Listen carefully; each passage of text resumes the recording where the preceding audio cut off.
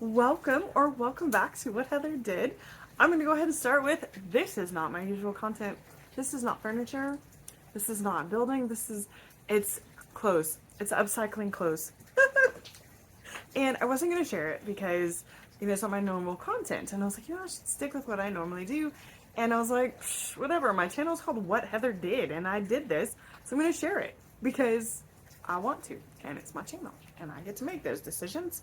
And if you are not interested, it's okay. You can scroll past. It's no big deal. But if you are interested, so here's the backstory. I want a denim jacket. I've seen like the upcycled denim jackets, and I was like, I want a denim jacket. My very favorite growing up was the one I had in like middle school, and it's what I want. And I'm not going to pay for a brand new one because, one, there are plenty to be found in thrift stores. Not at my thrift stores where I live. We honestly don't have very good thrift stores here. But I was like, I've been looking and I haven't found one that I really liked. But I did, well, that's in my size. I should clarify. But I found one that I was like, oh, this is just so cute. I don't know why I thought it was so cute, but I did. Somebody had already done a little makeover on it and put some trim around the collar around the bottom. They had cut the sleeves off, and I was like, I'm just getting a vibe, and it's not my size, but I'm gonna buy it. So I bought it, and I just had fun doing stuff. Some things I haven't done in a while. I did a little cross stitching. I haven't done that in years. Just a little sewing on it. Other stuff that I just enjoy. And so I'm gonna share my little journey with you so you can see what I did and hopefully come up with an idea of your own for something you could do. Okay, so again, if you're not interested, it was good to see you. If you are interested, let's go. All right, so here is the vest that I bought. I liked that trim. It was okay. I didn't like it as much as the bottom one, but I ended up thinking it looked really cute with the rest of it. You can see they just kind of chopped the sleeves off to make it a vest.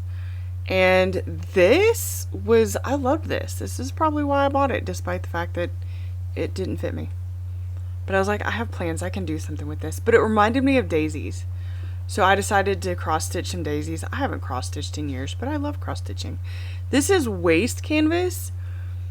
So you can, I basted it on, and you can also see I'm struggling a little bit. Because, I haven't done this in years. And then you just stitch. You have to make sure not to go through the canvas because you're going to pull this out. And it actually took forever, but this was like a relaxing thing to just sit and watch TV and cross stitch my little daisies. So to me, it was absolutely worth it. And then after you have this on there, you wet your fabric, whatever it is, and then you just pull these threads out. It does need to be wet. If it's not wet, it won't work. And you can do it by hand, or you can be smart and go get tweezers, because the tweezers actually make this go fast. And then once you pull all of those out, you have oh look, there's Hippie. Hi, Hippie.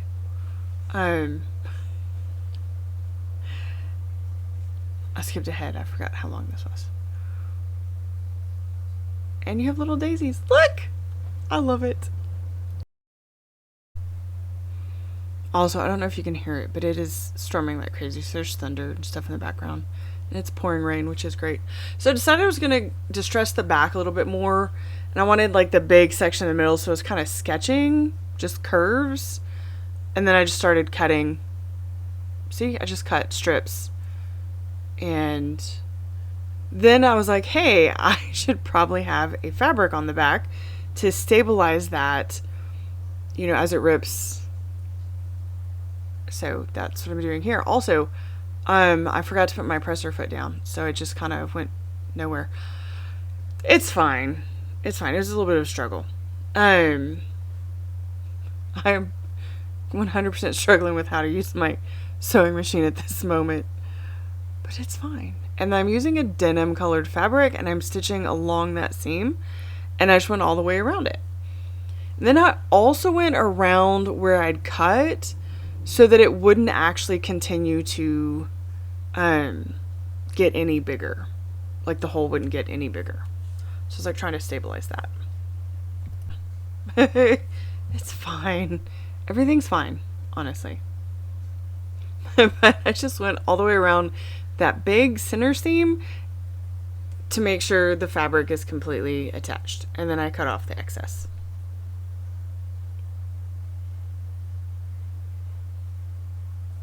I did make sure all my fabric was flat this time.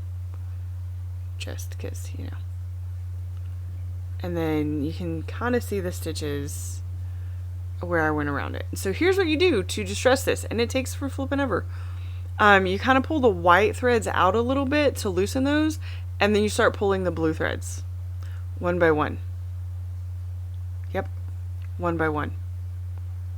Get your tweezers, pull a thread, and just keep going. I know there are other ways to do this.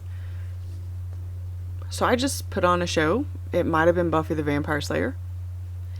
And satin picked stitches. This is a good thing for like activity for like nighttime, or you just need a break. It's great. And this is, like, you can see here where they just cut it. So originally I was just going to leave it as a vest, but then I found a sweater that I really liked and went out of camera that I thought the sleeve would look really cute on this. I may have seen the idea on social media, and because it's not my original idea. So in order to make it so it's not too, the seam isn't too bulky, I decided to pick off the original like seam. So that's what I'm doing. And this isn't my, I had a seam ripper that I really liked, and this isn't it, but I can't find it. And then this is the pile that you will have all the stuff you set and picked off. But now we'll have a much less bulky sleeve. Alright, so here's the sweater I found, and you can see it's kind of a cropped sweater. And I just laid this inside the jacket and marked where I would want the sleeve to be.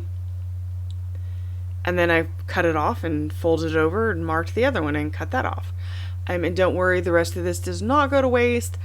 I put a seam in, put a seam on the sleeves and like sewed it a little bit to make it a little bit smaller, and I made it a sweater that my daughter really likes. The thunder is shaking the house. That's awesome. We need the rain though, so I'm not complaining.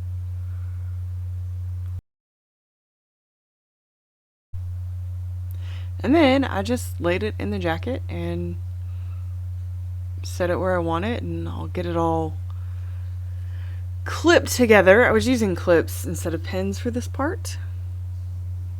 And on the other sleeve, gonna be completely honest with you, I actually accidentally sewed it so the sleeve was attached inside out, and I was like, oh good, I'm gonna have to fix it. And then my daughter was like, oh no mom, you should leave it, it looks, I forget what she said, but she used a word, so I left it like that. And then I had to make sure to do this one wrong as well. So also I don't have a serger, I just have a basic sewing machine, so I was using like some of the fancy stitches to make sure it was secured a little bit more. Yeah. And I just went around very carefully sewing that all together. And then I have a nice sewing machine right there, right? Okay. Move everything out of the way. And now I have 2 sleeves, and you can see it's inside out, but my daughter said it looks cute like that, so that's what it is. Alright, and I did not know you could do this, but you can change buttons, and which I guess makes sense, like if you broke it, you could replace it. So you just twist these off, or twist back and forth until they break off. And they come with the little post on the back. So you just poke that through the hole that's already there. And it does come with, it's called like thread locker, so it kind of glues that down because you're screwing these back on, but you don't want them to just unscrew. And just screw it on. And then it looks adorable. And I have new buttons that are daisies. And something else this jacket was missing was pockets. So here were the options I was looking at. And I obviously picked the Daisy fabric little patch pocket. It looks cuter. So I'm gonna make pockets, and I will find a link to the video and the name of the person who's I watched, but they go like this. So the pockets are gonna sit on the front like this. Now, because this is the like t-shirt material, it's very stretchy, and so I have a lighter weight interface, but I decided to go with a medium weight, not a super heavy weight, when this is what I've used to make like little bags and stuff. So these are the pockets. And these, if you look at them, do not look exactly the same size, and they really aren't because the material is stretchy. So I think I kind of stretched one of them out while I was cutting. But I made these the size I wanted it to be, and then the rest will be okay. And you'll notice like this has a shiny side and this isn't. This is not double-sided interfacing. So these are the same size. So I'm gonna iron this down here. And then again, the shiny side goes down. I'm gonna iron that down. And then once I get that down, also I'll do the rest. And so I'm not going to show you ironing. I actually don't have a place to iron. I don't have an ironing board, so I iron on my stove. Maybe it goes like this. I think it goes this way. Probably should have marked on. There we go. That fits better. I mean, it would have been fine because they still would have been the same size. So there's that. And then I'm going to iron them. And then be back. Okay, I know I said I wasn't going to show me ironing, but the reason I am is because I don't own an ironing board. But here's what I do, and it's worked fine. I put a towel over my stove, and it would work better if I'd used a towel that actually was still flat, but it's not one of my nice towels, clearly. And then I just iron. And I just kind of push the iron down on top of it instead of rubbing it because I don't want the fabric to stretch. So get it ironed, check the edges, make sure everything's down really good, and then I'm ready to go. So that's an alternative to, if you don't have an ironing board.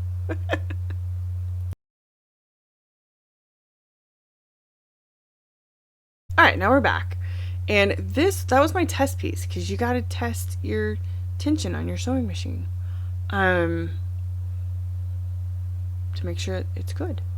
And so the first thing you're gonna do, that front edge where your hand would go, you're gonna stitch that part down because you need it stitched so the seam doesn't come up, but you don't want it stitched to the jacket. So you're just gonna stitch that one little part. And I am using a fancy fun little stitch that I tried to pick one that was kind of floral. See, it's not super floral, but kind of.